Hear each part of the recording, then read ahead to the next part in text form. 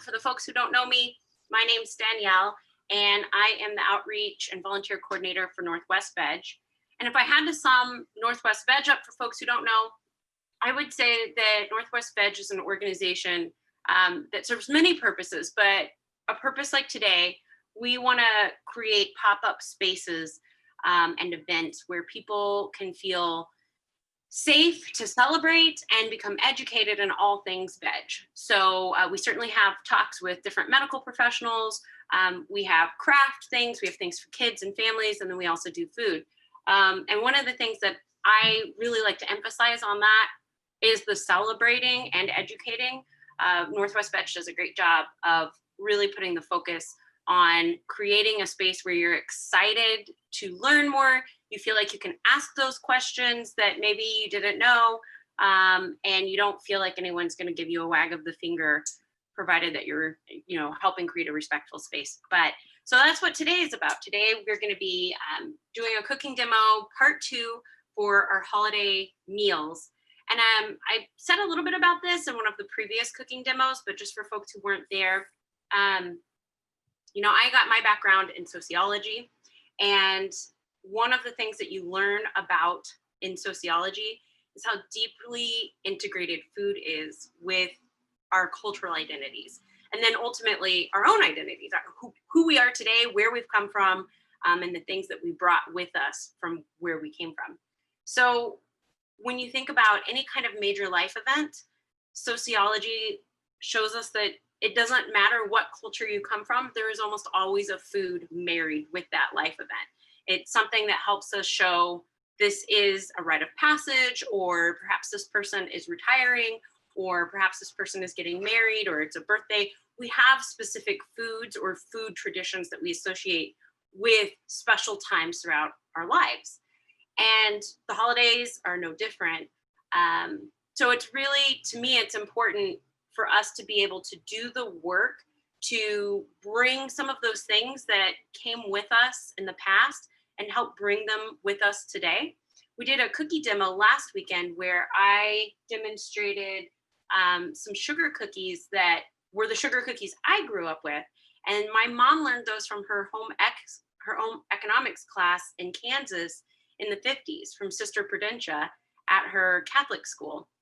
So it's been something that has been passed down. And when I became vegan, it was definitely one of the things that I really missed. And the holidays can be a time where we definitely start to miss some of our favorite foods, maybe something grandma made, maybe something that grandpa made, or everybody made together, all as a family. So, and especially with this year being so funky, and we are in a position where we might not be able to see our loved ones, we might not be able to enjoy the food they usually make for us. I felt like this would be a really good time for us to try to work on and create kind of an environment where people can brainstorm and ask questions, give suggestions on different meals that are important to them. So what we've got on the menu for today is a couple different things. We've got cheese balls, and then we also have, and we can kind of, like I said, fine tune this. If people are more interested in one over another, we can do a deeper dive. Cheese balls, scalloped potatoes, dressing or stuffing, and then garlic herbed mashed potatoes. And then we could do a gravy. Also, if somebody wants to learn how to make a gravy from scratch, that was something that really stumped me for a long time. And then pecan pie. So those are the things that we can pick from, that I have everything that I need to be able to make these things. And we can kind of just make our journey as we go. So if you've got strong opinions about wanting to do a deep dive or wanting to absolutely make sure that we do one thing, be sure to put it in the comments or just shout it out. But I'm going to start with the appetizer, just because that way it'll give everything else time. I've put scalloped potatoes in the oven. Before I start diving into the demo, does anybody have any questions or any specific meals or menu items that you really feel like you've been tinkering with and wanting to bring with you this year, or since you've transitioned into a veg-friendly living? It looks like we have a lot of longtime vegans, so I feel like we are always adding to our journeys.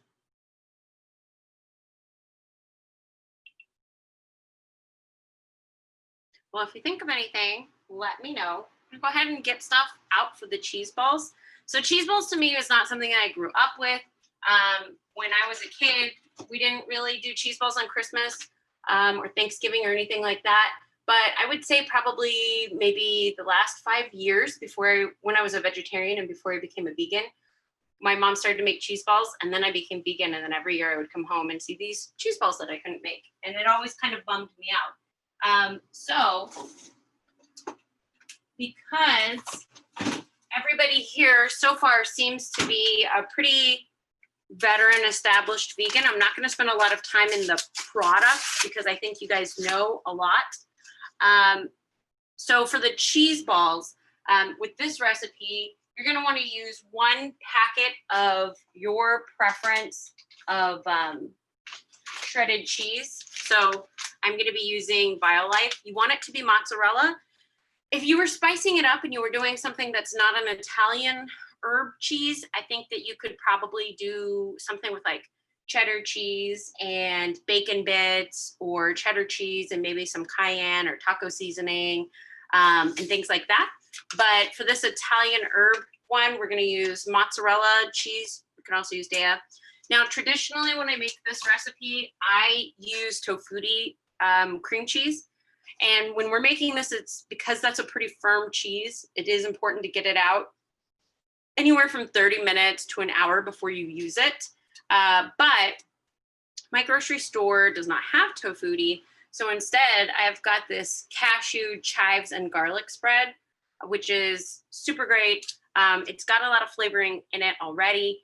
If I can get my hands on it, I do like to use the chives and herbed Tofurky. But so what we're gonna do is we're gonna go ahead and scoop out the softened cheese. Danielle, will you be able to send these recipes out after this? Yes. Yes, thank you for asking. So I guess actually before I'm gonna go ahead and get this out because it is still just a little bit firm. Let it sit for a minute. One thing that I've done ahead of time is I took walnuts. You can also use pecans. I've seen some people use almonds. I find walnuts work best. So I went ahead, and you can see the texture of these walnuts. They were whole walnuts, and then or walnut halves. I put them in my food processor and I pulsed them. I've broken them up by hand in the past as well. I prefer using them when they've been pulsed a little bit because they're going to go onto the cheese ball a little bit easier. And then I put them on a skillet on low, medium heat for about anywhere from 4 minutes to 7 minutes.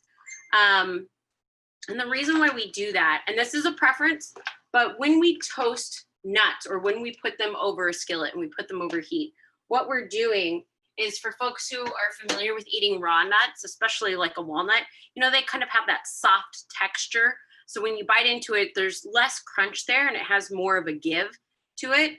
When we are putting it on the skillet, we're helping the oils be released, and then it's getting more of a crunch to it. So for me, like when I hear that snap as I break it, that helps me know that, okay, this has been a thoroughly toasted walnut, so I can go ahead and take this off the heat. So one, we're doing that because we're helping them get a little bit more of a crunch to it. But two, as soon as I turn the heat off, then I add in the Italian seasoning. And we don't add the Italian seasoning in while it's on the skillet because that can dry it out. The Italian seasoning, for folks who have used it, the dry stuff, it's already pretty dry. But now that those oils are released, the walnuts are hot, then we go ahead and put in our Italian seasoning, and then we just let it sit on the skillet with the heat off for maybe about another 2 to 3 minutes. And then that's helping with those oils. They're holding onto and grabbing the rosemary, the thyme, the seasonings and flavors from the Italian seasoning. So just like whenever you're making any kind of good, strong soup where the flavor starts at the beginning. As you're sauteing things, you're putting in your butter, your oil, and then you've got your root vegetables, your onions, whatever. You do your seasoning then, You can add in seasoning later, but in often situations, it takes so much more and it takes a long time to catch up. And then usually you're going to taste that flavor maybe 12 hours later as things have kind of unlocked. But if you're making like a saute or a soup, and this has that same concept, we've taken the heat, we've unlocked the flavors of the seasoning that I'm putting in here. And then now it's kind of like held on to those walnuts. So it's a very subtle thing. It's not something that I think anyone would notice if you didn't toast the walnuts. If you're somebody who likes the more chewier texture of raw walnuts, so I don't think it'll make or break the dish, but just giving a little bit of an idea of like why we toast the nuts. So I've got my toasted nuts here, and then I've put in my cheese in this bowl. And to see if it's soft enough, you just want to be able to see that it's malleable with your spatula.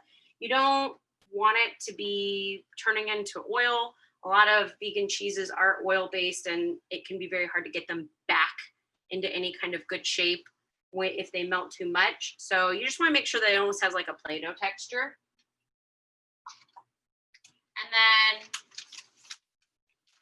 you add in your mozzarella. This is to taste. Some folks don't like the texture of shredded cheese, and they're really here more for the cream cheese. Other people feel like I don't want to eat just a big cream cheese ball. I like having pretty much an even mixture of both. So this is to taste. This recipe is pretty, like I was saying with the walnuts, it's pretty forgiving because it's all about preference, and it's really just a vehicle for cheeses and crackers. So we don't have to be too strict or worry about the amounts. We can kind of customize it to what we want it to be. So then you just want to mix it. You can see I'm just working in the cheese, the shreds, into my cultured cashew cheese. And if you're inclined to get your hands a little greasy, you can absolutely knead it. It works a little bit faster. Just be mindful again that the body heat of your hands can help melt the cream cheese or the softer cheese that you're working with. I'm just going to add in a little bit more. I like to do it in 2 batches so I don't have too much loose cheese flying around.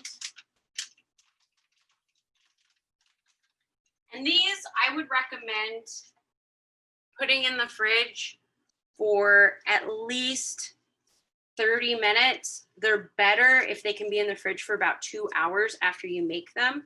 And also we want to make sure that in a perfect world, we've toasted our walnuts a pretty good amount of time in advance. So that way we're not trying to roll these in a warm toasted nut as well.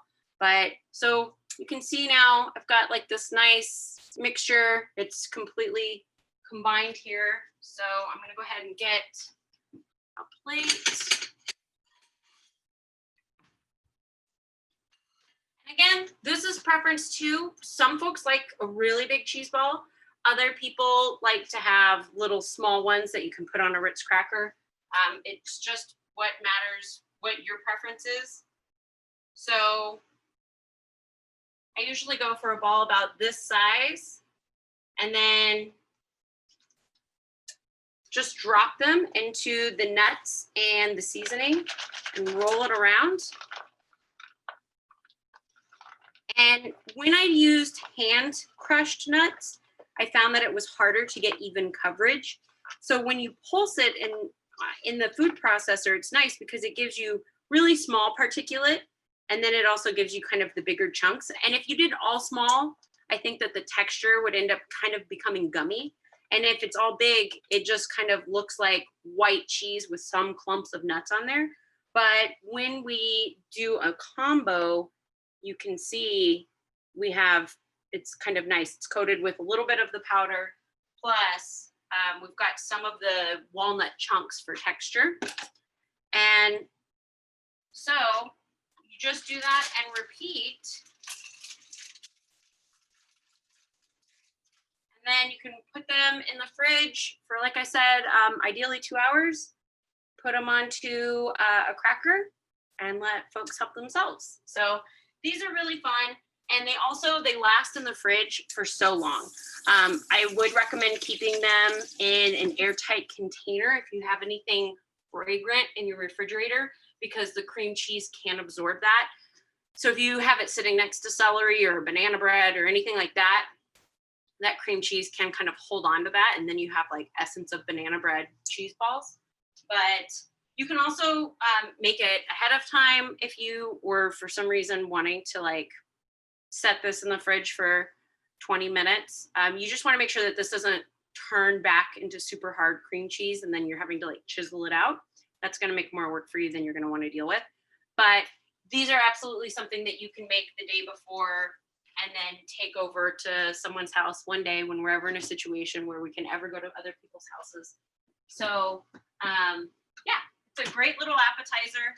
I feel like cheese is one of those things for a lot of people who are passionate about it, that most people, I think, the casual cheese consumer is not going to be able to tell the difference between a mostly cream cheese and nut and seasoning thing.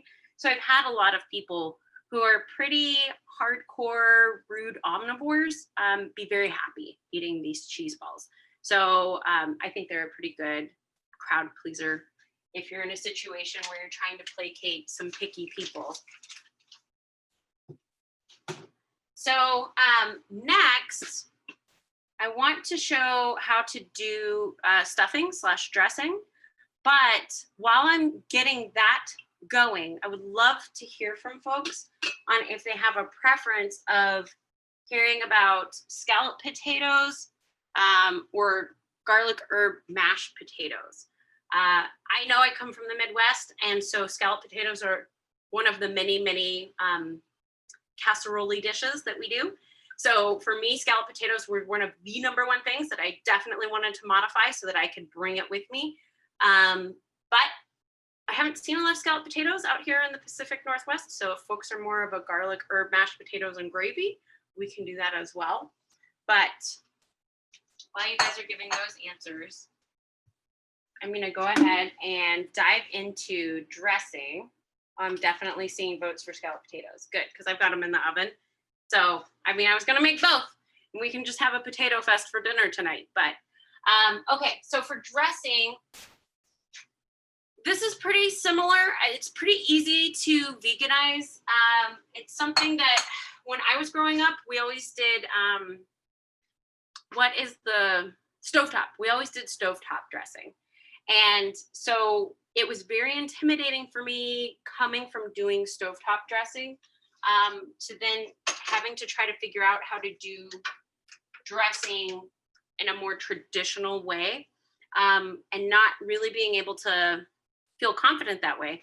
So what I learned is that as long as you have enough butter and enough broth and you let it cook in the oven so that it cooks off that. And it's, some people really like their stuffing and dressing to be almost like a bread pudding texture. Some people like it to be like mostly bread with a little bit of moisture. So again, it's something that I think everyone takes for granted that they think is the normal way until you meet someone else. And then they're horrified by your dressing concept, or you're really weirded out why they made their dressing so weird. I'm more of the mindset that I like it to be more bready than wet. So it does take a little bit of tinkering with that. But when you throw something into the oven, if you don't cover it with foil, or if you take the foil off early enough, you're going to be able to kind of recover if you did put too much liquid in. But for my stuffing, what I like to start with is a good vegan butter. Obviously, vegan butters and things like coconut oil have a pretty low temperature for scalding or burning. So I don't like to cook it on too high of heat. Especially my stovetop is one of those stovetops where even low will make water simmer. So I usually use about 1 to 2 tablespoons of butter, depending on what kind of bread you're using.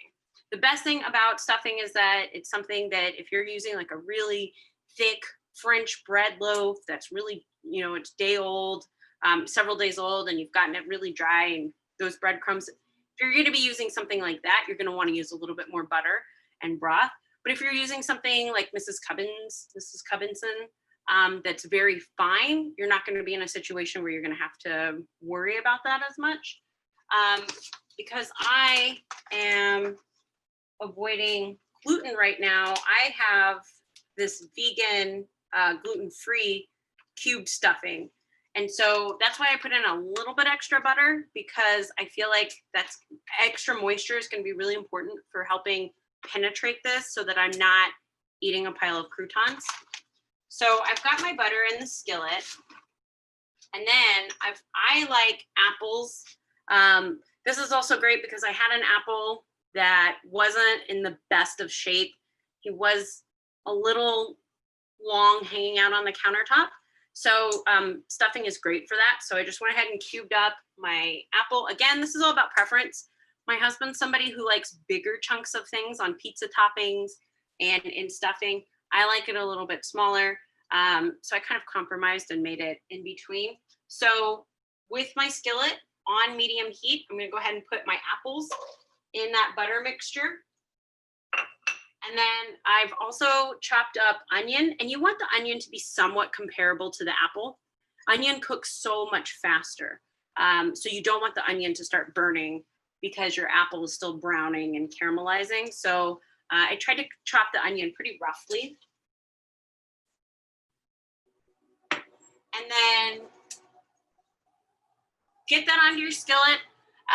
Let it start to cook. Again, we're not scorching it. So we're not trying to fry this. We're just trying to brown it. We're trying to get the sugars in the apple to start coming out, begin the caramelization. Same with the onion. We're just trying to soften everything up so that we can put it in the oven and let it finish that process. So we're not here to make a stir fry with this, which is why we don't want to put it on super high heat.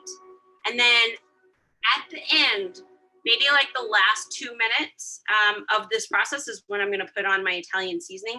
But I'm not going to do that right now, just because exactly the same thing with the toasting the walnuts. It's a little more forgiving right now because there is moisture in this. When we were putting the walnuts in, it's just dry walnuts. So that's why it's drying out this stuff even more. But I still like to do it as a rule of thumb, last 2 minutes or so on this. So I'm going to let this start to cook up. In the meantime, I'll show you a batch that I did earlier. So this is apples and onion with my Italian seasoning on it.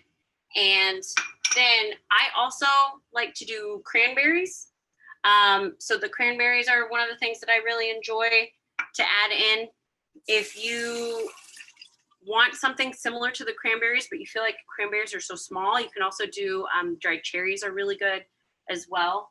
So I think that those are really good for fall flavors. I also really like a good cubed butternut squash, can be really good in there, and roughly chopped up kale.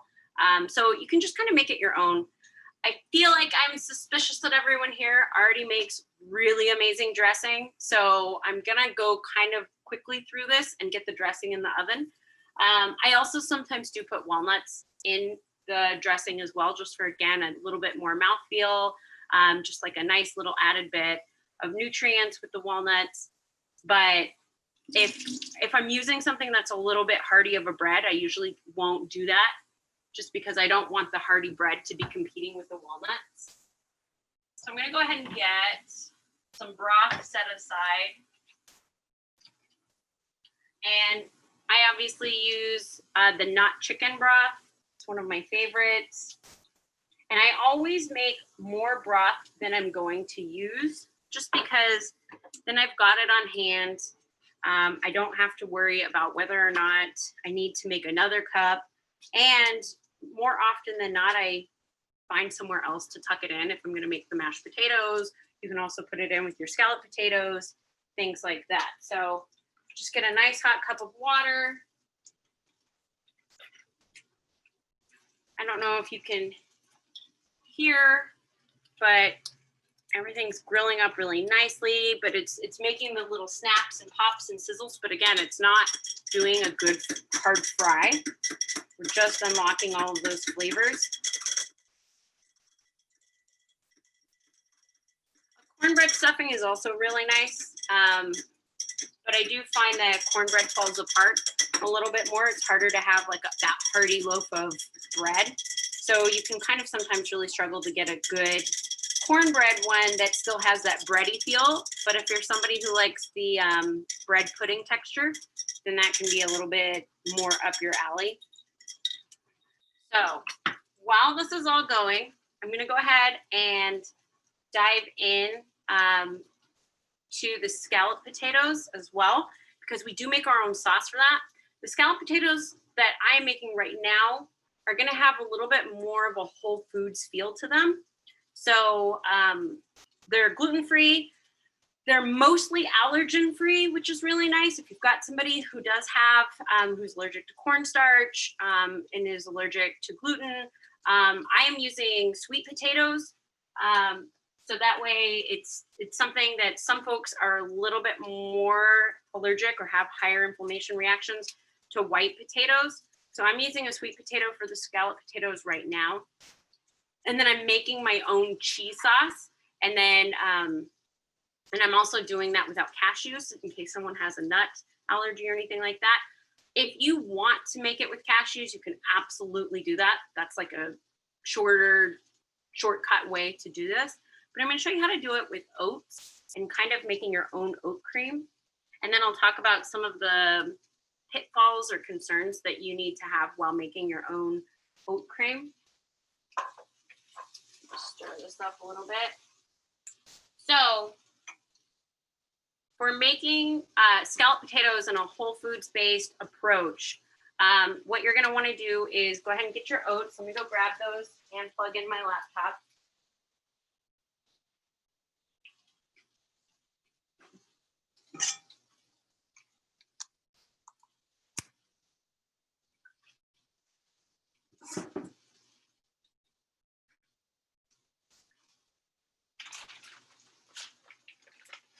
Okay, so it doesn't matter if you use quick oats or old-fashioned oats or slow cooking oats. The only thing that I wouldn't recommend is using like the stone cut or Scottish oats or anything like that.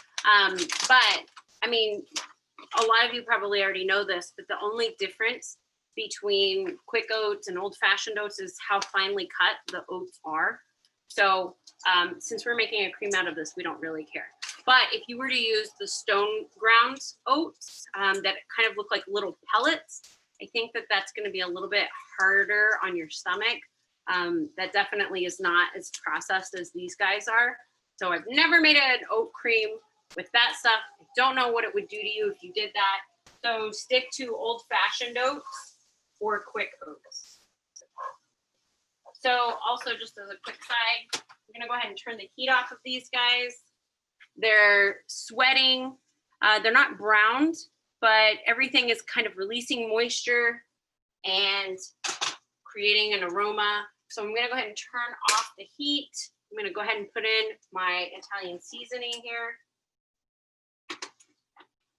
and just let it kind of sit and absorb that seasoning. Okay, so I'm going to take 1 cup of my oats, but since I've already made this for today's recipe, I'm going to do it by half because I don't want to eat scalloped potatoes for 8 meals in a row. So I'm going to do my oats. And I'm going to recommend the first step of just making the oat cream. I have a little bit of residue from my cheese sauce that I made before, so it is going to be a little bit yellow. But I'm going to stop after we just make the oat cream, and I'm going to talk about the considerations and some pivots that we're going to want to make while we're making the oat cream. So I'm going to do that, and then I'm going to add in the water. I like to start by doing double amount of water. So I added in this one, 1/2 cup of oats. I'm going to add in 1 cup of water. I'm going to go put this on the blender.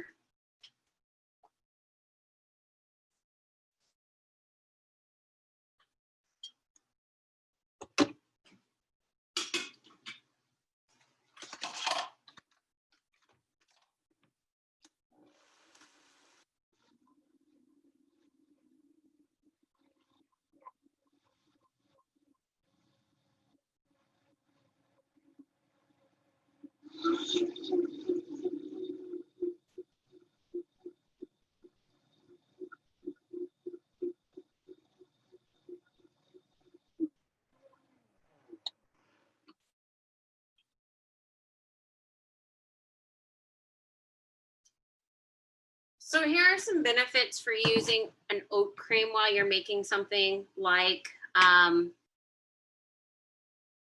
scalloped potato versus say maybe like something more like a cashew cream, is that if you don't have the world's heavy dutiest, biggest, strongest blender, then you're going to be in a situation where any blender can blend oats and water. So you're going to be in a great situation with that.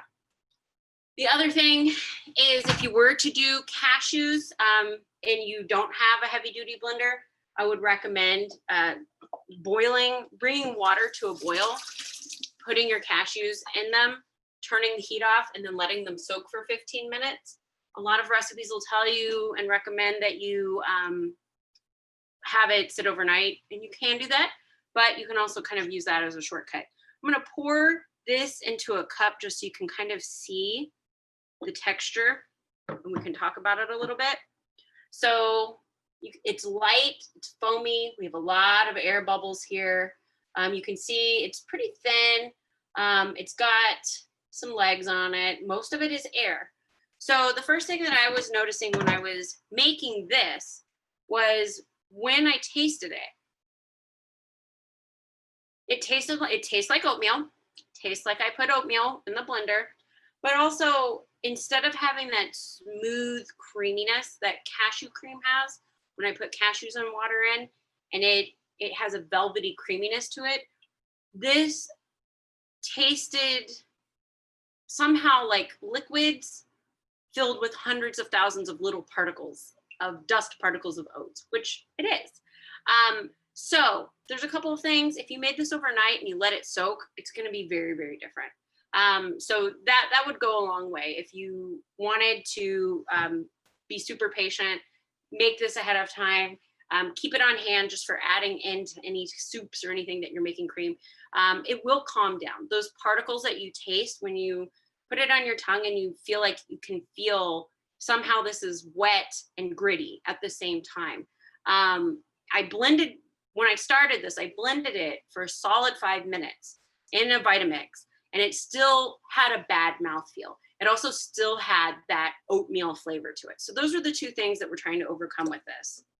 And you can see again, like it's got some viscosity to it because of those oats, and it's already changing, and it'll get thicker as it sits and waits longer.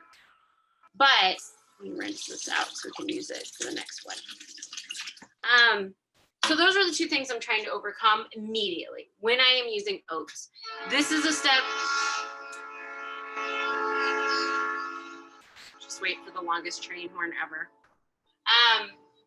This is a step that you don't have to overcome when you're using cashew cream because it's already so good and creamy. But the ingredients that I used to help with that is this is the French side. So this is butternut squash soup, and the ingredients is butternut squash, water, soy milk, rice flour, and it does have a little bit of ginger and nutmeg in it, and I can taste it. So it definitely, this will do in a pinch, which I had this left over from making the green bean casserole. If I had just a roasted butternut squash, I would 100% just throw that in.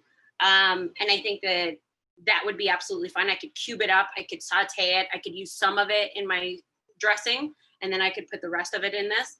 But in a pinch, if you're trying to be lazy, then you can use this. This is gonna add some sweetness to it. It's also gonna add some complexity, and then the butternut squash is gonna help just round out that oat taste. And so it also kind of distracts a little bit the tongue from the texture. And just so you can see the texture of this, it's not super thick. I would say it's like a very light bisque.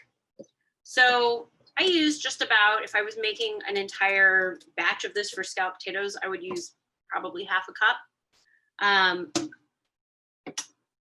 that is gonna help a little bit, but it's not gonna take you all the way because you're also still in a situation where you've got Now we have something that we wouldn't say, this tastes like blended oatmeal, but we're not in a situation where we say, I would like this served on potatoes. So when you make traditional scalloped potatoes, you make white country gravy, and then you take a cheese.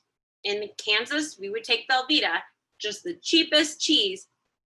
Put that block of Velveeta in your pot of white country gravy, stack your potatoes and cheese gravy, put shredded cheese on it, throw it in the oven. So what we are now trying to make with this oat cream is something that we would say, I feel like this tastes like country gravy plus cheese.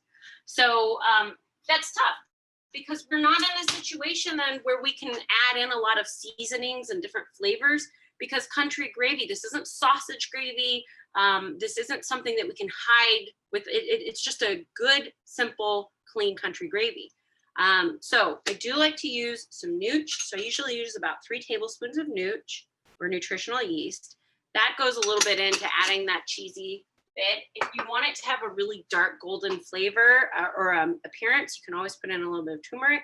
But what we are trying to do also is gravy is flour and fat. And we certainly have the flour aspect with our oats. We don't have any fat in this. And that's why cashew cream also works so well, is because the cashews are bringing that natural fat. So with the cashew cream, you can just add a little bit of salt, a little bit of pepper, and some nooch if you want, and you've got yourself a cheesy sauce, and then we're gonna put in our shreds on top of that. But with oats, because it has an oat taste to it that we're trying to hide, and then also we're trying to add in some of that fat. So I like to use one of 2 things. You could use coconut oil if you're somebody who is wanting to use coconut oil. I like to use just a high quality cold pressed olive oil, the kind that you would not cook with, and the kind that you would use in a salad dressing, something like that, that's going to have like a really good flavor. Cooking olive oil it has a fine flavor, and you can absolutely use that if you need to. But since I am trying to put fats that are good tasting, or I could also use a little bit of earth balance. So I like to put in about 3 tablespoons of that fat. And again, because this is also taking place of the block of Velveeta that we would be putting in. So we really need all of the fat molecules to coat and hold on to these little individual oats that are floating around and creating this wet dust. So I've put it in, and then I do a little bit of salt and a little bit of pepper to taste. And I like to do just about half of a teaspoon of onion powder, because the onion powder, similar to when we put onion powder in our ranch dressing, if you make your own ranch dressing, it's something that you wouldn't necessarily, not like garlic, where it stands out so much that you so clearly know, okay, I'm eating something garlicky. Onion powder can oftentimes kind of just add a robustness to something without you putting your finger on it.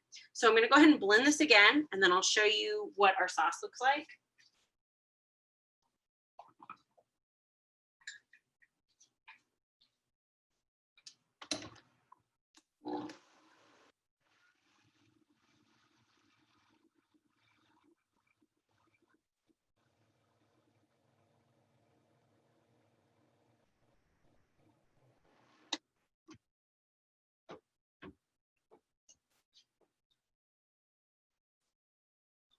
So I'll go ahead and pour this into our little testing glass here so you can see what it looks like.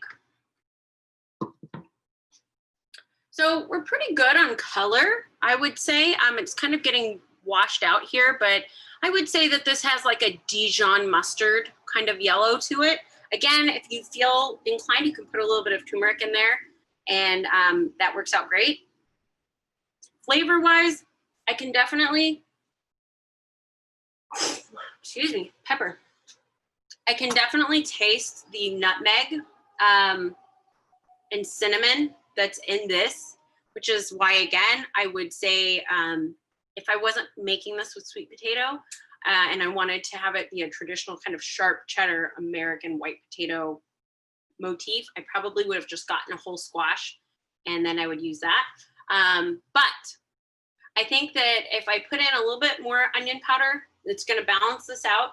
And then also that sweetness is going to cook out when it's with the sweet potato in the oven. So this is the third time I've made it. Each time I feel like it ends up tasting, I wouldn't say this is mom's recipe. This tastes like middle America, classic scalloped potatoes. If you're in a position where you want to do that, I would use Yukon Gold. You're going to want to use like a waxy potato. I would not use a baker potato like a russet. So you want to use like a red potato or a waxy or a Yukon Gold. And then I would use a cashew cream, and I would buy those Daya cheddar cheese packets that you can use. Mix that up. That's going to be your gravy. And then I would put in, our cheese that we would do on our layers. So if you're looking for something that's less Whole Foodsy and you want it to taste like mom made it in 1987, that's probably what I would recommend. But I'm going to go ahead and get my sweet potato, and I'm going to chop it up. We're going to put it in our little container, and then I'll see if the one that's in the oven is ready to show.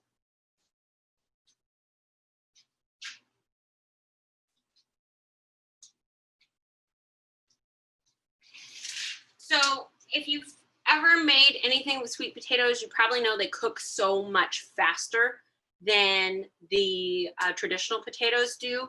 I feel like sweet potatoes are basically like the banana or avocado of the potato family. Like you wait for them, they're not ready, you blink, and then now they're mush. So that is one of the reasons why I recommend cutting a pretty thick potato slice if you're going to do sweet potatoes.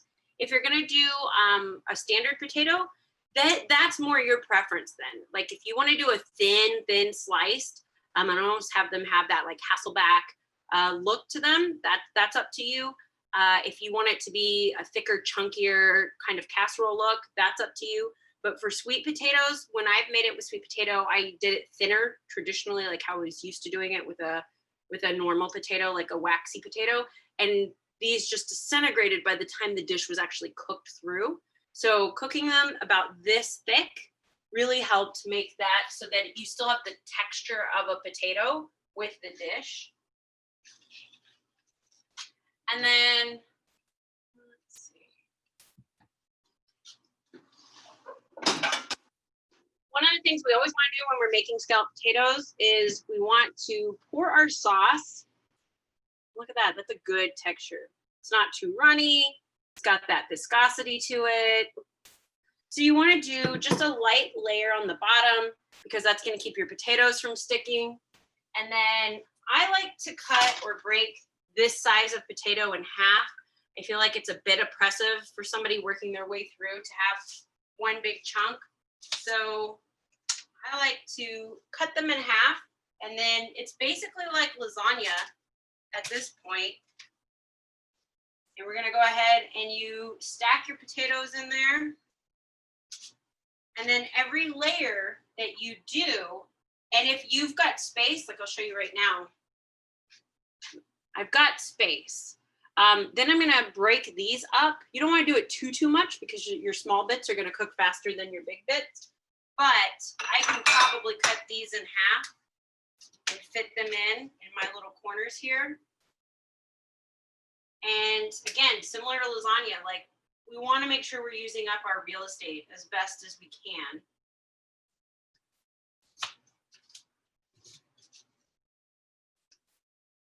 And then once we have a layer, we go ahead and take our cheese of choice. I have BioLife shreds. And then I usually do a very informal, just handful of cheese. And I go ahead and top it. You don't want it to be too much because even if I was using traditional cow's cheese, I mean, we don't want to just be eating one big block of melty cheese. The potato and the sauce is the main event. And this shredded cheese is just kind of helping not have it be a soup. So then I would go ahead and make another layer of my potatoes and then just repeat. And then we want to top it with foil. And we're topping it with foil for a couple of reasons. But the main thing is that we're going to top it with foil because we're trapping in the moisture. And that means that we are cooking the potatoes and they're softening up. So the heat is bouncing around in our little casserole dish. It's bouncing and staying inside our foil. The potatoes are softening up. We're going to check on it. I usually bake mine for about 45 minutes at 375 to, it can go up to about 420 if you've got something else in the oven. So again, it's a pretty forgiving dish, but I like to check on it, peek under the foil. Once you can pierce the potato easily with a fork, shouldn't be mush. You want it to just be pierceable so that you're not just moving the potato around with a fork. You're gonna pull that foil off. And then you're gonna cook it for another 10 to 15 minutes without the foil on it. And what we're doing now is all that moisture's evaporating out and we are thickening up the sauce. And then you're gonna get it out and you're gonna let it sit. And then you're gonna wanna let it sit for about 10 minutes because all of that stuff is gonna look super liquidy still because it's hot. And then as it cools down, similar to the pumpkin pies that we made, it's gonna go ahead and thicken up. So you don't wanna have this dish be something that you're serving fresh out of the oven. Give it some time to kind of settle. So I'm gonna go ahead and check on the scalloped potatoes I've got in the oven right now. Yes, okay. Let me show you what we've got. So I put these in. They're looking really good right now. I did put a layer of cheese on the top. Let me do my fork test. Yep, I can just puncture these, but they're not so soft that they're turning into a pudding. Now, one thing that's really nice about this recipe with the oats is that it kind of makes a quiche. I don't know if I can do this. Let me put this down so I can show you. It kind of makes a quiche edge to it or a frittata edge. And so I really like that because it's a nice effect and it looks good and it tastes good. Where's my fork?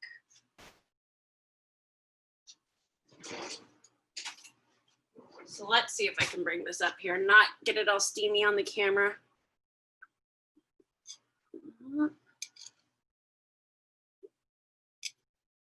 I don't think I can.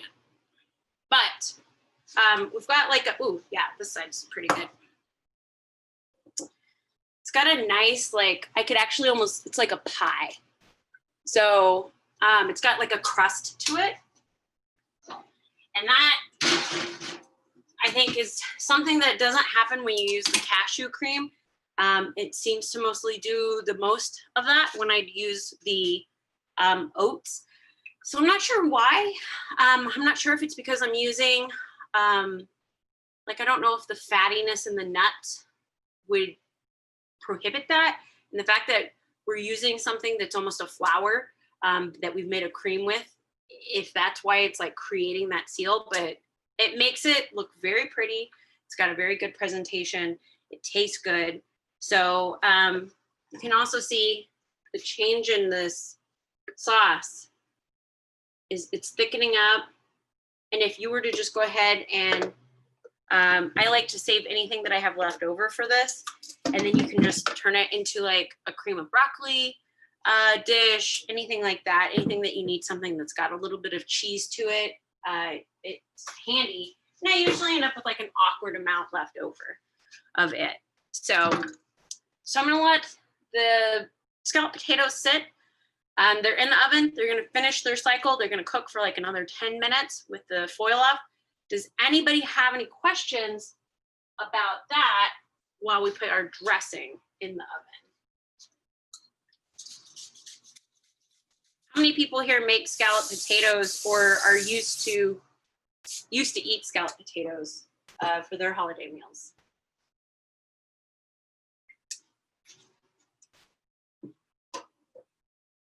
I was not sure if it was just a Midwest thing, so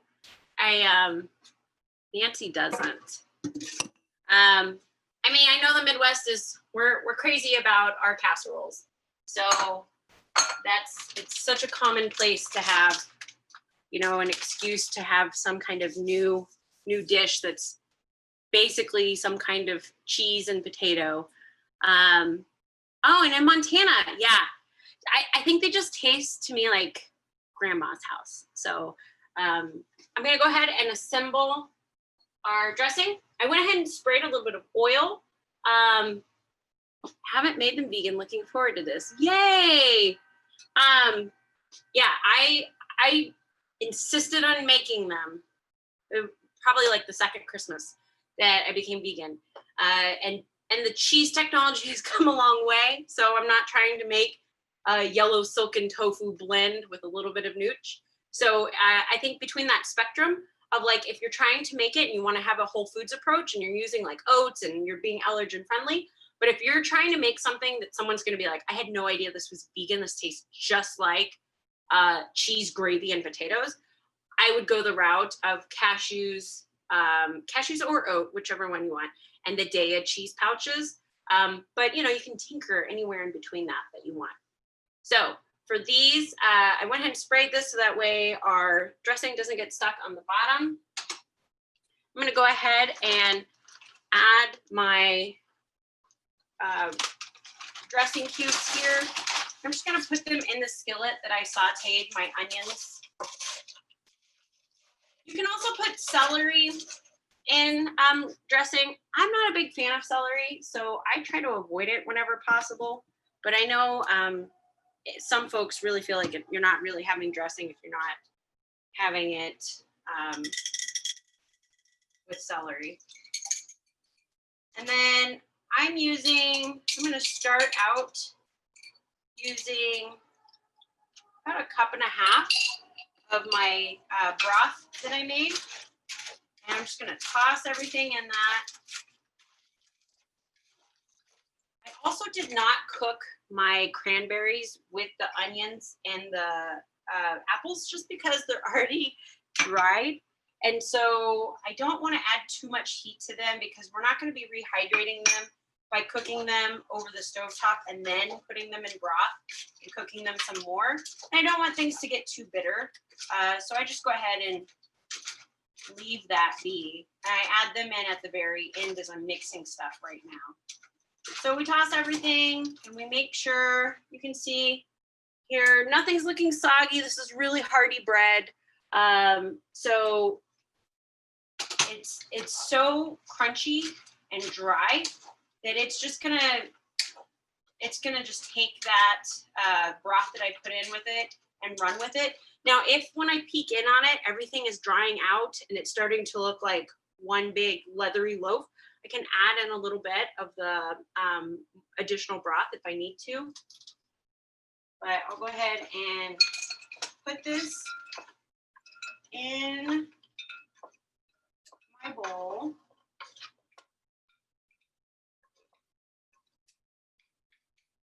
And then this is going to have very similar rules to the same thing with the scalloped potatoes that I was just talking about. So you can see here, is that we're going to go ahead and cover this with foil. All the same reasons. Right now, I want all the moisture to stay trapped in here. I want the onion flavoring. I want all the smells to be trapped in here. So I'm going to go ahead, wrap this guy up with foil.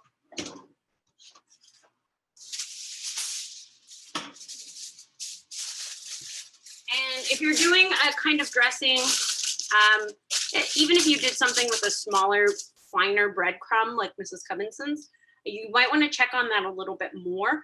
If you're doing something a little bit bigger like this, I would go ahead and put it in the oven for 15 minutes before you check on it.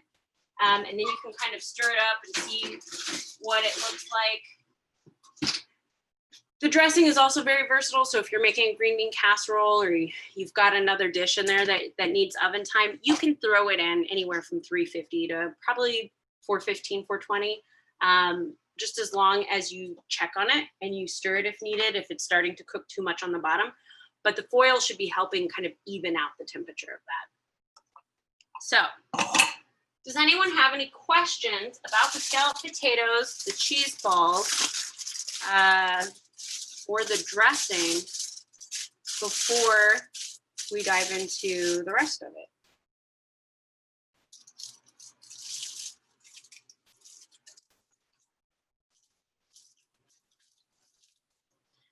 All right, so for the remaining amount of time, we have 3 different things that we could do here.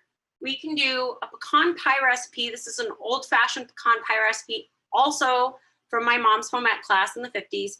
It does not use corn syrup. It uses just sugars, brown sugar and white sugar. So we can do a pecan pie recipe.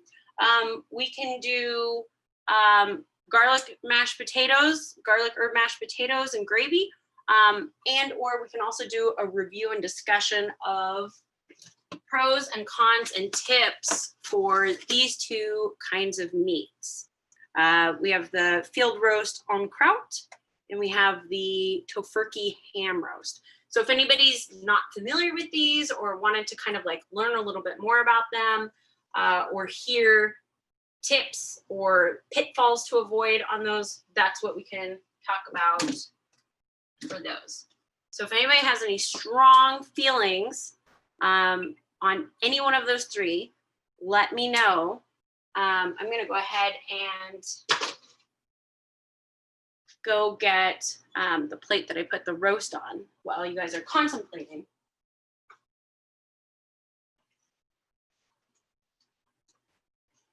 Because I think we have enough time to do two of them. The garlic mashed potato recipe is actually a Seventh-day Adventist recipe that my mom got, which I really like because it's a kind of mashed potato that I haven't I could eat without gravy pretty easily because it's right up my alley. It's very, very flavorful, and it doesn't take much to make very impressive results. So I'm gonna go ahead and get water started for that. And then they're super fast and easy, so then we can dive into the pecan pie while they are kind of like doing their thing. So one of the things similar to what I was talking about with potatoes earlier, if you're making mashed potatoes, I really don't recommend using a baker potato. I recommend using a waxier potato. Like these are Yukon Gold. They have a little higher starch quantity, so you're gonna have a creamier potato. It's not gonna be as grainy or I think it just has, it does better with its water absorption and its starch content. So I like using these. I also find that the skins on them are easier to maneuver and use. I like a skin on potato, but also if I were to cook these with their skin on, and I chose to make like a really fine mashed potato and I was gonna put it through like a sieve or something, so that way it was the kind that I could use a piping bag with. The skins are very easy and forgiving with this, whereas with a russet potato, it's gonna be a little trickier. So when we're doing potatoes, I would recommend at least quartering these guys. So these potatoes, you want everything to be cooked or cut relatively evenly because you don't want one big potato that's still kind of hard and raw in the middle and then everything else being soft. You can overcook mashed potatoes. And when you do that, you're actually creating the water and the starch content is getting over mixed. And then you're gonna end up with mealy potatoes. And they're not going to have a very enjoyable mouthfeel. They'll have that gummy feel to them if you've ever had those. So you always put your potatoes in cold water. So you don't put them in when the water is boiling. That'll shock them. That can also add to a gummy potato. So put them in with cold water, and then you're gonna bring them up to a boil. So we're just gonna let these guys do their thing while they boil. I'm gonna check on the scalloped potatoes real quick, to see how they're doing.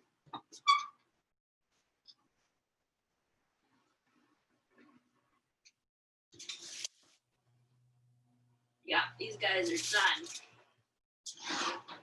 So I just pierced these with my knife. I could see while it is still, it's soft, it's not the kind of thing where it was like a mashed potato. So it still has that potato texture. And we still have that nice There we go. That nice kind of frittata skin on it. This is done. These are ready to set.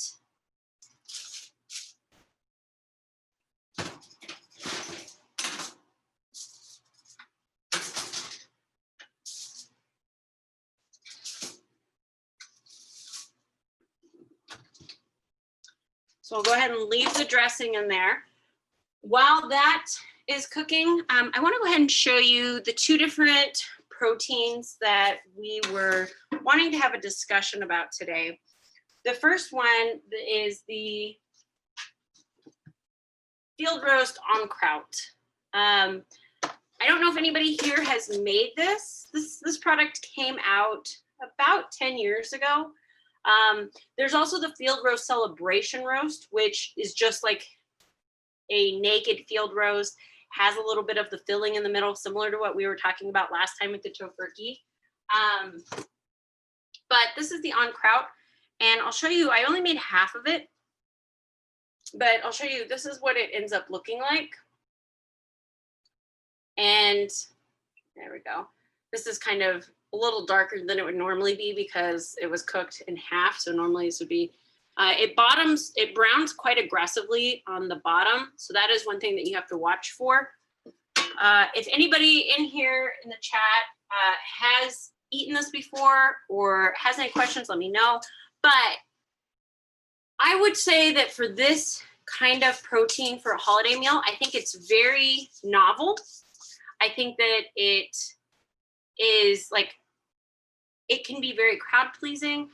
Field roast has such a unique and specific texture and taste. So I don't think it's gonna fool anyone. So if you're somebody who doesn't like traditional animal meat, I don't think that you may, that's not saying that you wouldn't like this. I think it just has a very unique texture to it. It's a little less rubbery than Tofurky. So it has a little bit less meat-ishness to it. It's almost a little bit sweeter. And then you might not be able to see, let me cut this in half or cut a slice off. So you can see it does have a stuffing on it. So similar to the roast that we talked about last time, has a ring of stuffing. It's got cranberries and squash. This stuffing in this, it's not rice like the Tofurky one. So it is a little bit more, it's a little bit more of a moist stuffing because it is squash and cranberry based. So the things that I would say that you need to be mindful of while making this is I would spray the foil with oil. And the directions tell you to take it out. You do have to thaw this 24 hours before. So it lives in the freezer, then you get it out and you keep it in the refrigerator. So you take off this plastic wrapping and then it says loosely wrap with foil. Almost every single time I have taken the foil off after the 45 minutes of cooking, the foil snags on to the very light and delicate puff pastry. So I like to spray it with some Pam or something just to try to keep it from holding on to it. It cooks pretty hot. The oven had to be at 430 degrees or 400 degrees. So it cooks pretty hot. So if you have other things that can't really go into the oven at that temperature, that is something to keep in mind for that. I'll go ahead and set this aside.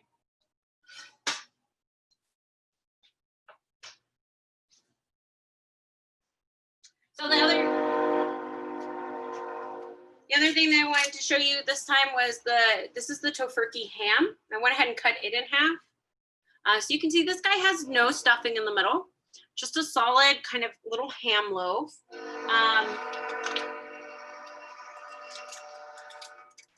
It does come with like a weird little netting on it, just like traditional ham stew. So you cut that off and then you cut the plastic off. And then it comes with its own glaze.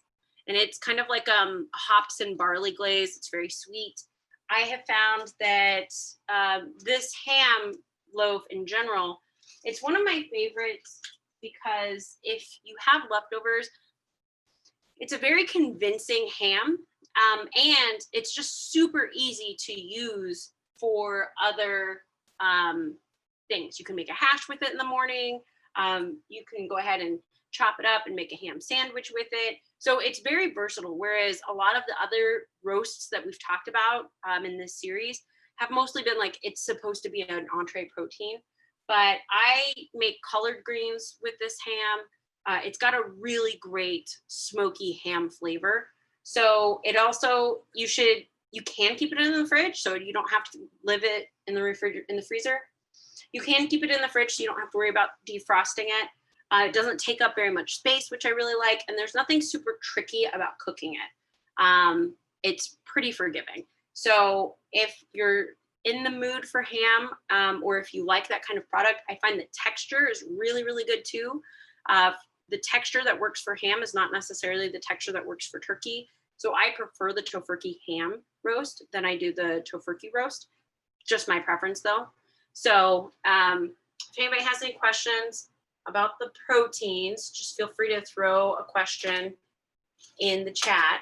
Otherwise, I'm gonna go ahead and do our pecan pie really quickly, just so that way, and we'll share the recipe too. So even if we don't get a chance to go through the whole thing. So one of the things that you need to keep in mind with pecan pie is for folks on this call who make candy or do like no-bake cookies or peanut brittle or anything like that. With most pies and so much of the baking that we are doing, the critical steps that we do for assembling happens while we're like putting everything in the bowl and mixing it up. With pecan pie, peanut brittle, no-bake cookies, all baking has a chemical reaction, but with those, there's a very specific window that has to be met and cannot be passed, or you won't get the results that you're looking for.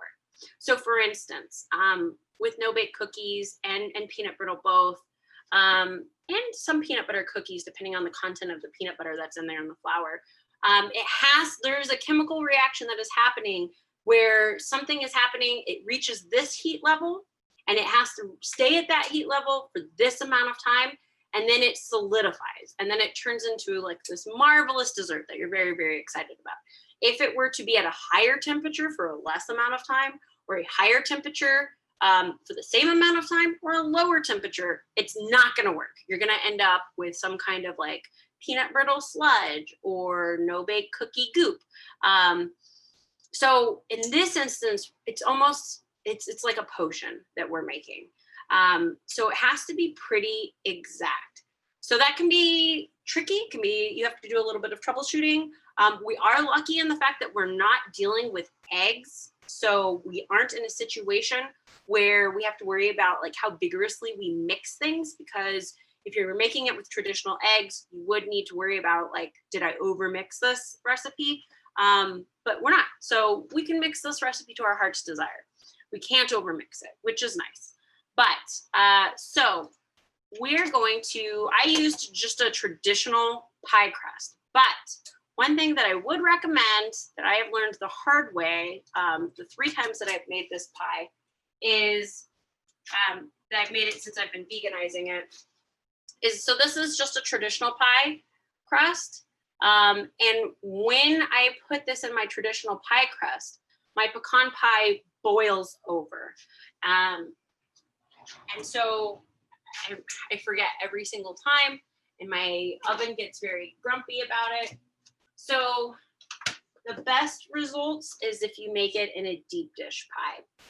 That's gonna allow you're basically making candy, and then it's in a pie crust. That's gonna allow it to boil, to get up to the temperature it needs without becoming a candy volcano.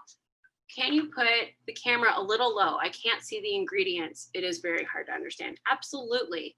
Can you put the, yes, I will make sure that I'm holding up the ingredients for you to see. I haven't gotten any ingredients out yet.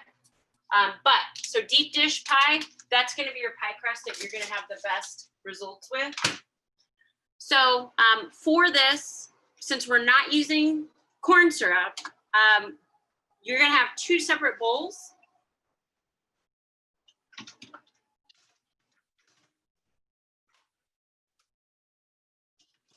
one bowl is going to be, for all intents and purposes, your wets. The other bowl is going to be your dries. And let me get my camera back here so that way I can see what you're seeing. So for the sugars, which is going to be essentially our dries, which is weird because in normal baking, our sugars are wet. We're going to use 1 cup of brown sugar. And so you can use any style of brown sugar you want. This is a preference thing too. You can do super dark brown sugar. You can do a light brown sugar. I find that the dark brown sugar is going to have a richer, more robust taste. So I prefer a dark brown sugar. Let me get my measuring cup here.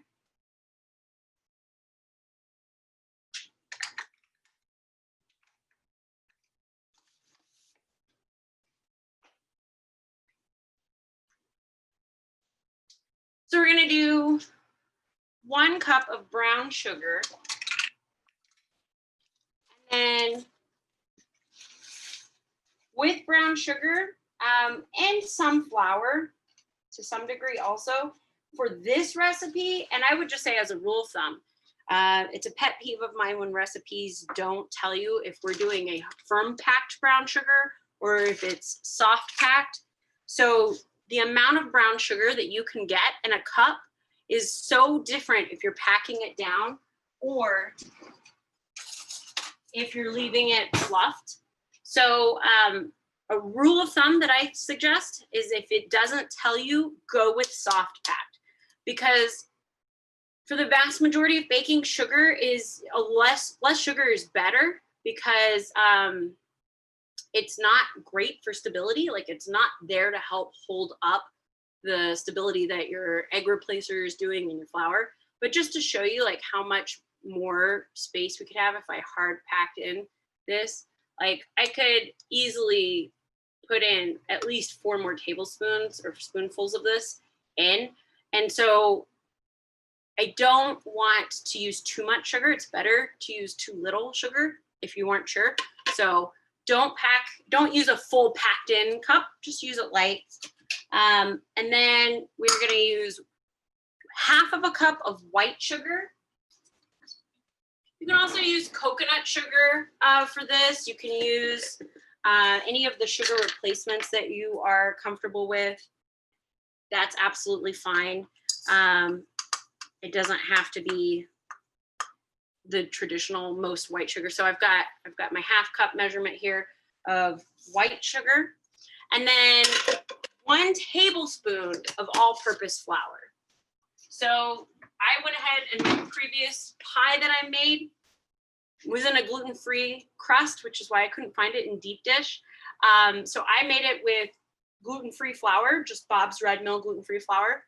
It's not playing a critical role here. I mean, it is, but it's in such a small amount that being gluten-free is going to be absolutely fine for you to use. So feel free to use, this is the Bob's Red Mill gluten-free flour. So we're just going to use 1 tablespoon of Bob's Red Mill. And again, like I said, we'll email you this recipe as well. And then 1 pinch of salt. So like with so many recipes, this pinch of salt is really just to balance out the flavors and to draw out the flavor of vanilla that we're putting in it. So we don't have to, it's not going to be doing anything super critically important. I always like to measure my salt when I'm doing a pinch, and I just put it over the sink. I just do a little shake. I usually, if I'm somebody who wants measurements, I would do 1/8 of a teaspoon. A little bit of salt really unlocks all those flavors and goes a long way. And then you're gonna wanna use 1/2 cup of melted butter. And it needs to be cool, but not cold. We don't want it to re-solidify or anything like that. So you're gonna use your 1/2 cup of melted butter and a pinch. You can absolutely use coconut oil. I would not recommend using traditional oil, just like any kind of canola oil or anything like that. Just because I don't think it's not gonna be in a position where it would solidify very well. So I like to use Smart Balance. There we go. Scarlett is saying hi. Hi, Scarlett.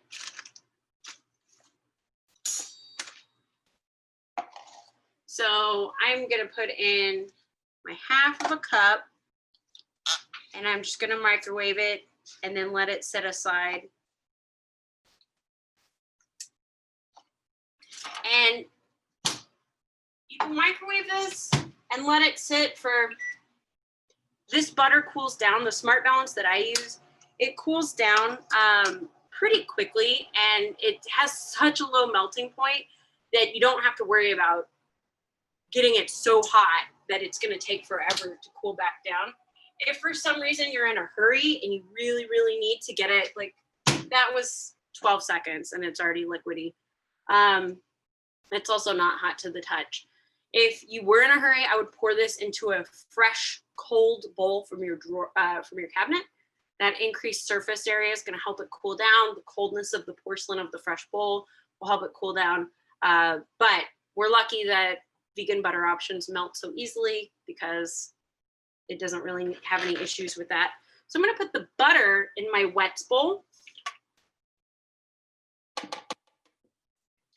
And then the recipe, my mom's recipe would say at this point that we would use 2 eggs. And so for a rule of thumb for baking, this is an egg recipe replacer that I used for my bakery that I came up with.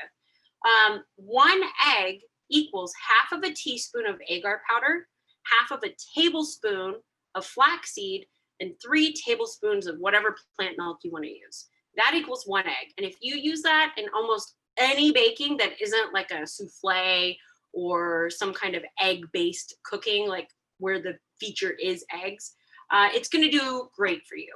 So it gives you that structure, it gives you that holding with the flax and the agar, it gives us the moisture and the protein with the milk. So we're going to use 3 tablespoons of milk. This is calling for 2 eggs. We're actually going to use 6 tablespoons.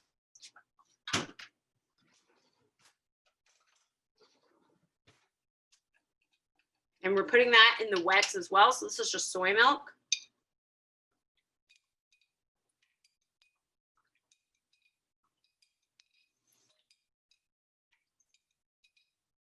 Okay. And then let me get my egg. So agar replacer, talked about this, or agar. We talked about this in one of the other cooking demos. So this is agar powder, and I'll put a little bit of it in a jar so you can see it. For folks who aren't familiar with it, it's a seaweed based. You can find it in almost any Asian place. Whole Foods will often have it as well. It's a great egg replacer. You can actually even make like deviled eggs. You could do, it basically turns into a gelatin feeling if it's just by itself. So this is what it looks like. It has kind of a,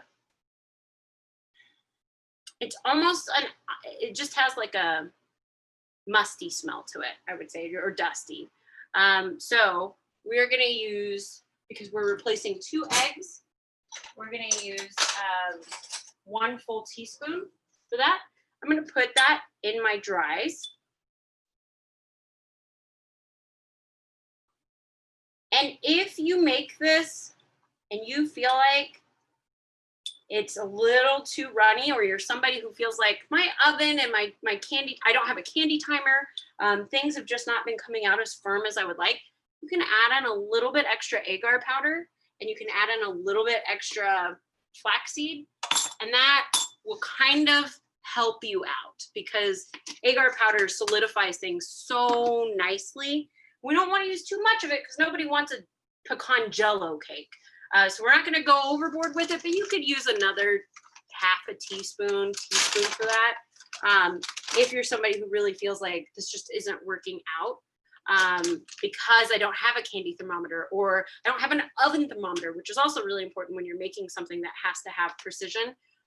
So if you're kind of like, I'm going to play it safe, put in a little bit extra agar. I also, this is our Bob's flaxseed meal.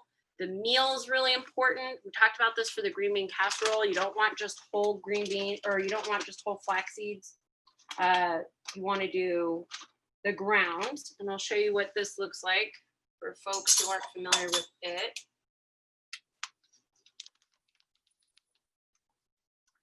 So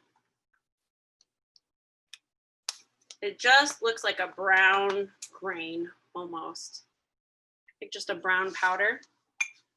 So that's our egg replacer. So Sister Prudentia said 2 eggs. We put in a full teaspoon of agar powder, a full tablespoon of flaxseed, and then we did 6 tablespoons of milk, and then 1 teaspoon of vanilla.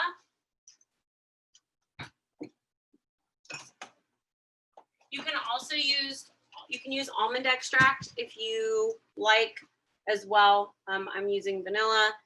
And so you put in your teaspoon. I put that in my wets. And then the recipe itself calls for 2 tablespoons of milk. So I'm going to go ahead and add 2 more tablespoons into my wets. And then I go ahead, make sure that my dries here get blended. If you were making this with traditional eggs, you would not want to use a hand mixer or a KitchenAid or a stand mixer with this, because again, we would not want to overmix the eggs. But because we are not using traditional eggs, we can put this into a kitchen mixer if we want. You can use a hand mixer. We don't have to worry about whether or not we are overmixing. So that's very liberating and nice. I'm going to check on the potatoes real quick. When I check on potatoes, I pierce them with a fork or a knife, and I see how easy it is for them to stay on top of it or not. These potatoes are still a little firm. I'll show you. I'll get a spoon out here.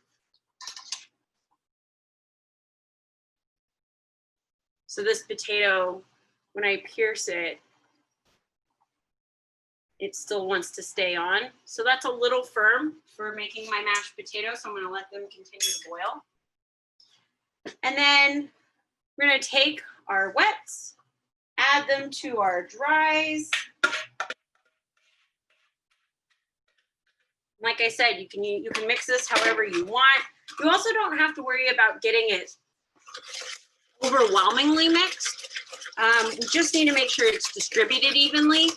So if you don't have a hand mixer, don't worry. You don't have to worry about that.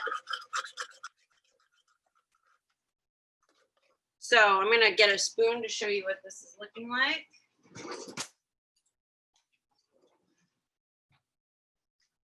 So, it's got kind of almost a gravy drip to it.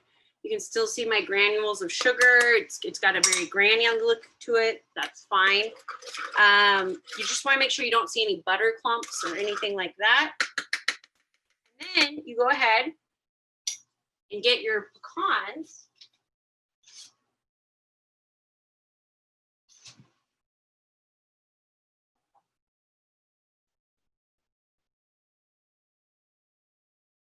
And you're going to add in, there, 1 cup of pecans. And you just mix them in. I just got some pecans from bulk. They're not toasted or anything like that. So we just mix in 1 cup. We're not doing too much here, just because the pecans are just kind of ambiently mixed into our stuff here. So we don't have to worry about using an overwhelming amount of pecans. And you give it another little mix and you pour it into your pie dish. So before I do that, I'm going to check on my dressing.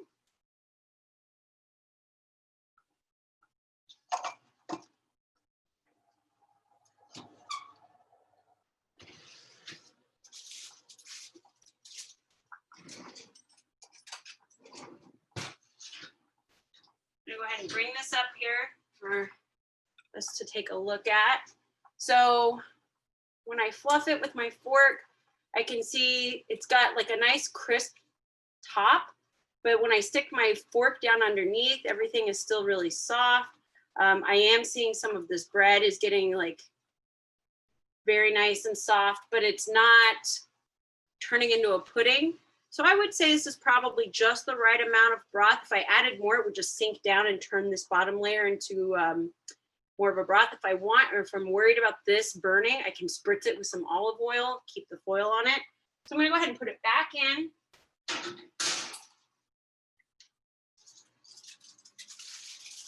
And I know that also the onions and the apples that I've put in there, they still are giving out moisture too. And that's gonna be way more evenly distributed than if I put more broth in there. So I'm just gonna go ahead and keep that in there. And I'll get my pie crust out. Now, if you have a pie crust that has a crack in it, which I feel like usually it's a 50% chance that your pie crust has a crack in it. If you were making something that was a little bit more forgiving and less liquidy, you wouldn't have to worry about it too much. But with these, it looks like both of these do have a crack in them. What will happen is it's going to, here we go. Our liquid is gonna go through this crack and then it'll cook underneath, which is still gonna be delicious, but it's not gonna have the best presentation. This is a problem I've been finding with gluten-free pie crusts because they can be very brittle. So if that's a situation that you've got where, let's see if I can show you, you've got a crack here on this, what you wanna do is you wanna take some flour and some water and you just take maybe like a tablespoon of flour and then you dribble water into it and stir until you get a paste. And then once you've got that paste, then you go ahead and you take a spoon and you're just gonna make a little patch on it like that. And then put this back in the freezer for about, it takes about 10 minutes for that patch to kind of freeze up and catch up with this. And then you can add in your pecan mix. And that's what I'm gonna do with this guy. So I'm not gonna put my pie in there yet. So I'm actually gonna do that in a little bit. But the good thing is that this can sit indefinitely. So if you made this the night before, the flaxseed certainly is gonna thicken this up. So I wouldn't recommend making it the night before, but you can absolutely leave this for a couple of hours and it's gonna be fine.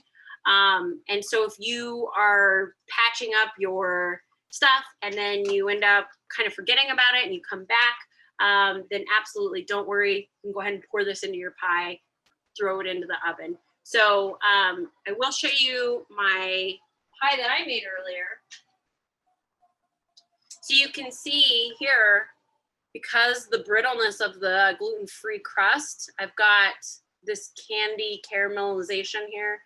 So that tells me that it has cooked underneath. So I've got pecan pie dripping, pie crust, pecan pie. I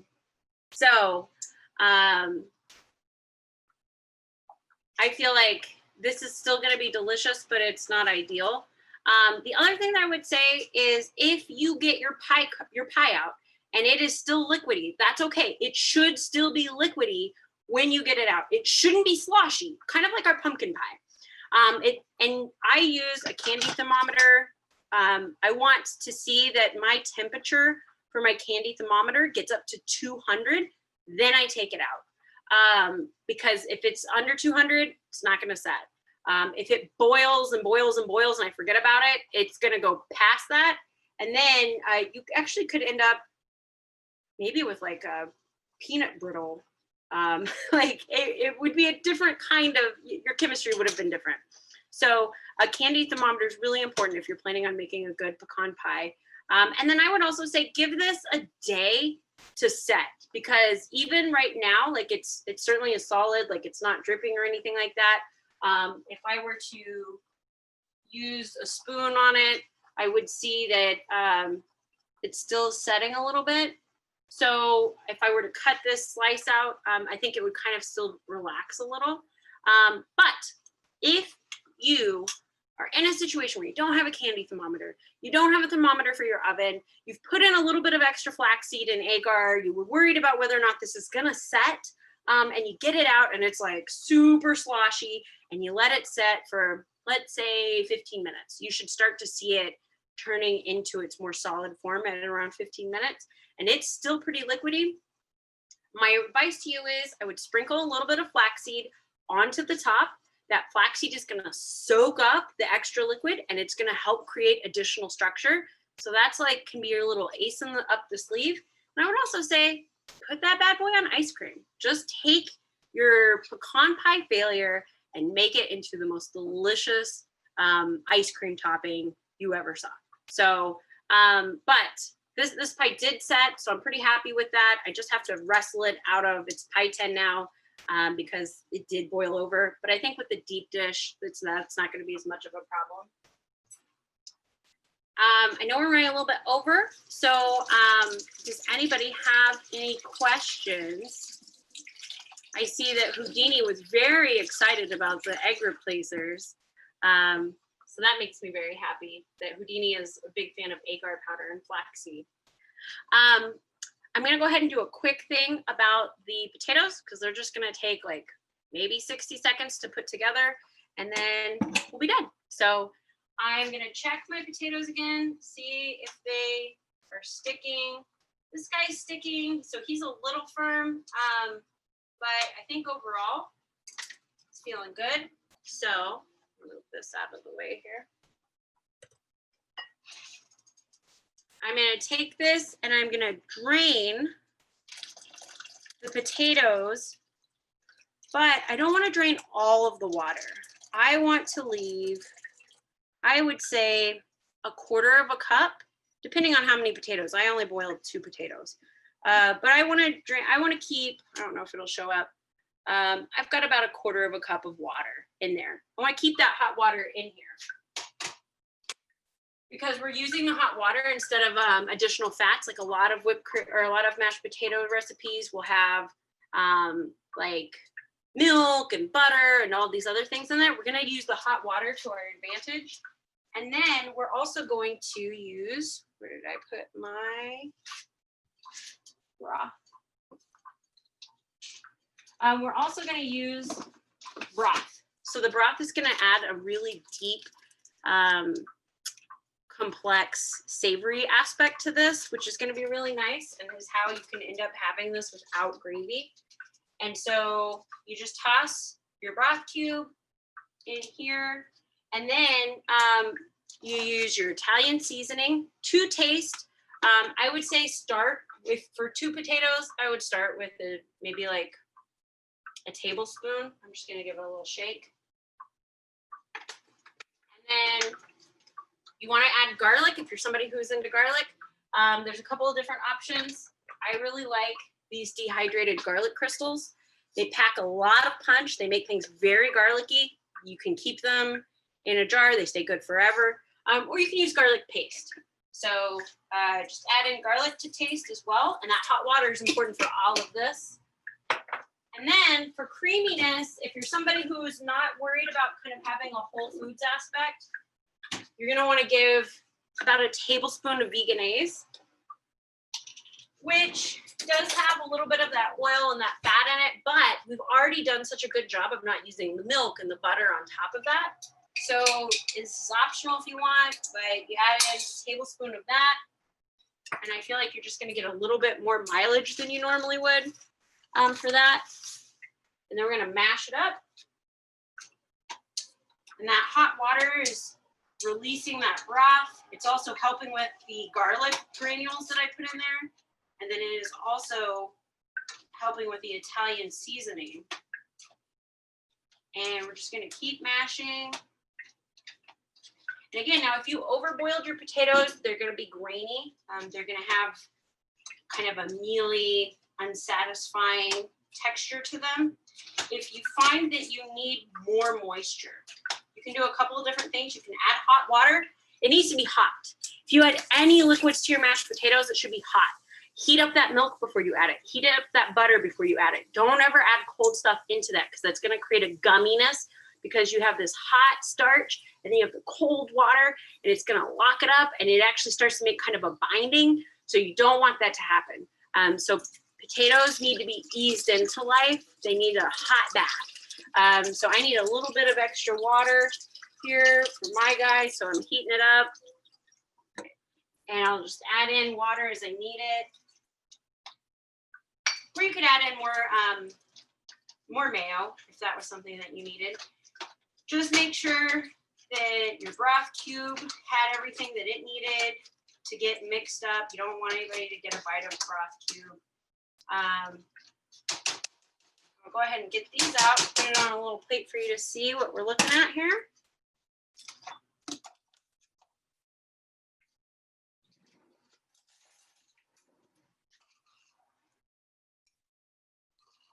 Like I said, I kept the skin on, but if I needed to run this through a food mill, I absolutely could, and the skin would be very forgiving.